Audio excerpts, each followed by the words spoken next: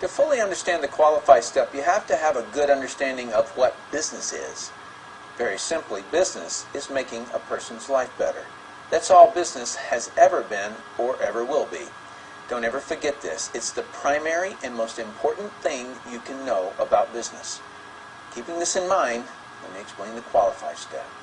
The purpose of the qualify step is to find out what the prospect needs, wants, and doesn't want as it pertains to the RX business or product. If business is making a person's life better, the qualify step is finding out what will make this person's life better. This ultimately determines if he or she qualifies to be invited to look at RX. The reason I've included doesn't want is because many times the prospect will state things that he or she doesn't want, such as, I don't want to work for an unethical boss anymore, or I don't want to sit in traffic anymore.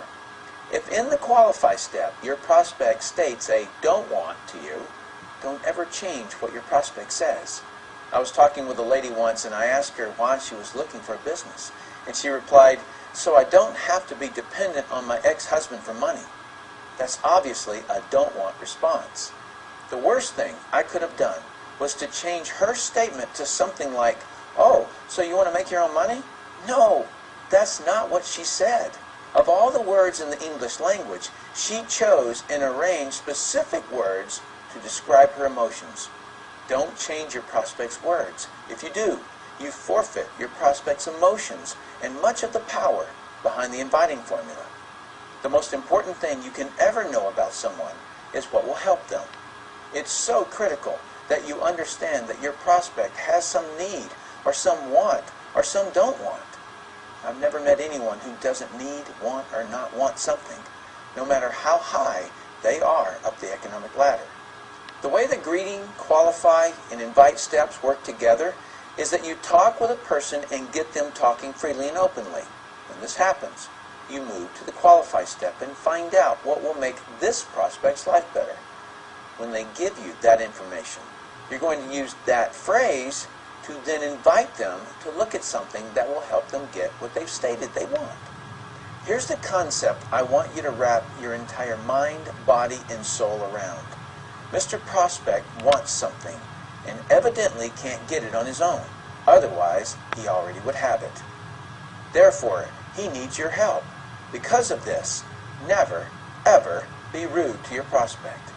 If he's rude to you, it's because you have either violated the inviting formula or one or more of the communication qualities, which you'll learn next. Just because someone is rude to you doesn't mean you need to be rude back to them. A couple of final thoughts before we move to the invite step of the formula. Sometimes you'll do such a good job in the greeting, the prospect will actually give you a qualifying statement. Just imagine I'm talking with a prospect in the greeting, and we're talking about the economy.